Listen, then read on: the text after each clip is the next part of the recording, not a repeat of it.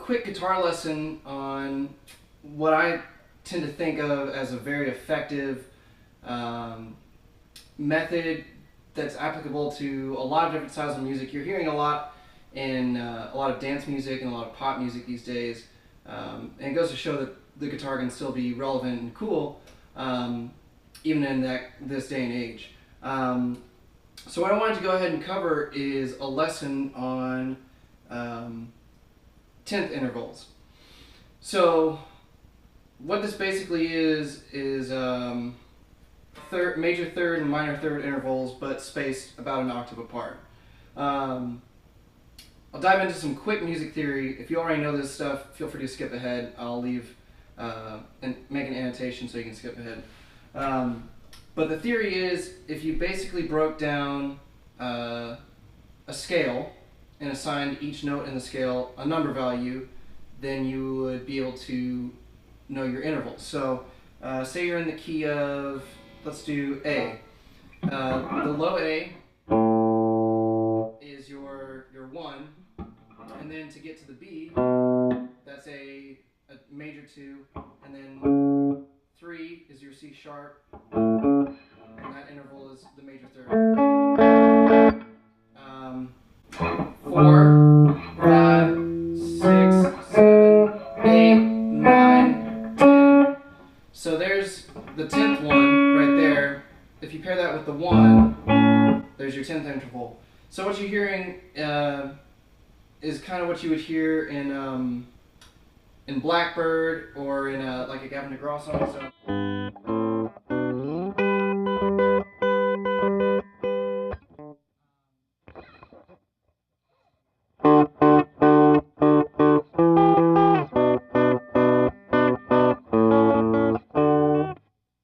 So now that we've covered a little bit of the theory there, let's dive into how you get hands-on and play that.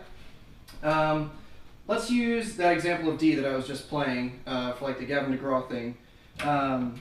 You'll fret the 5th fret on the 5th string with your first finger right here, so you got the D. And then you're going to fret the 7th fret of your 2nd string right here with your pinky. You can fret it with your ring finger if you want. I like to do it with my pinky because the idea is that you're going to have to mute all of these strings in between, or just these two strings in between. So it's kind of nice to you can mute those by resting your index finger across them just a little bit, or you can kind of let your ring finger do the same job by resting on those two strings. And I prefer to alternate pick them like this, so that I'm getting clear definition of each note. There is the option to strum them, but you're really going to have to peg down your muting technique with resting these fingers across here. So let's get back to that example. We've got these two notes here. That's a major 10th. If you want to move it up to the next chord, it'd be 7th fret, 5th string, and 8th fret, 2nd string, right here and here. And then you can slide it back down to another minor 10th on the 2nd fret, 5th string, 3rd fret, 2nd string. And then drop it down one more, open A string, 2nd fret, 2nd string. So if you put that all together, you've got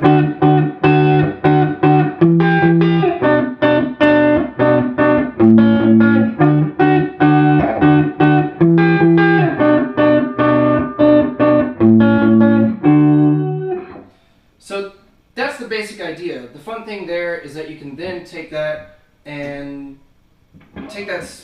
pretty much exact same string spacing and work that across all of your strings. So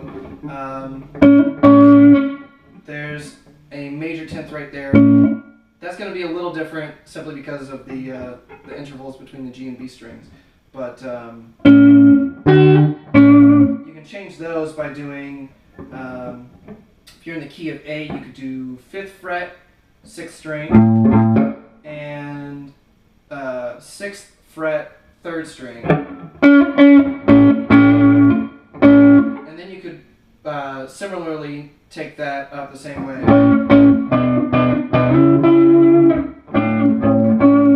So you can take that and get to that D that we were just on, and back. You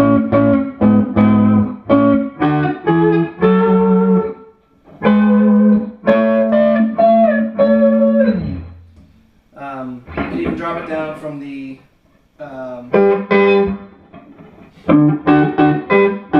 drop it down to the D string and the high E. So that would be if you want to form a major 10th from the note G up there, you could do 4th fret, or 5th fret, 4th string, and 7th fret, 1st string. And you can work all around those. So that's just a fun idea. There are plenty of pop songs that you could derive from that. You can write really great parts from that. Mix for some really cool moody stuff.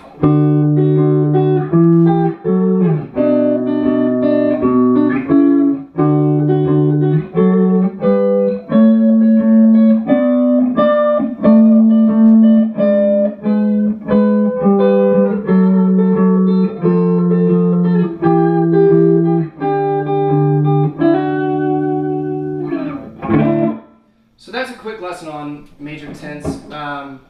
Let me know if you guys have any questions in the comments. If you dig the video, feel free to hit like, and if you want to see more stuff like this, please subscribe to my channel. Thanks again for watching, and hope to see you guys really soon.